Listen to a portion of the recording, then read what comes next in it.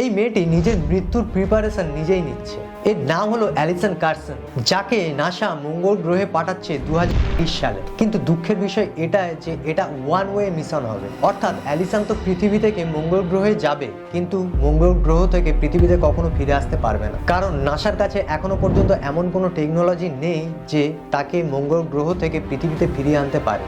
কিন্তু Allison Carson জানে যে তার মৃত্যুর সম্ভাবনা 99.9%, তারপরেও কেন সে এই মিশনের জন্য রাজি হয়ে গেছে? তার কারণ তার বয়স যখন ছিল 3 বছর, তার বাবা তাকে বুঝিয়েছিল তাকে একদিন মার্সে যেতেই হবে, এবং সেও তার নিজের মনের মধ্যে ঢুকিয়ে নিয়েছিল যে সে একদিন মার্সে যাবে।